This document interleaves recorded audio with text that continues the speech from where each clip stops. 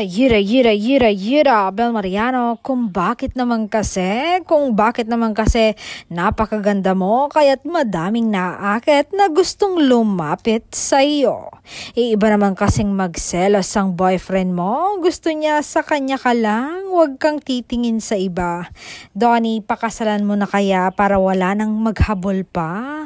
May nasagap pa akong balita, may naghahabol pa rin sa dalaga, alak ka.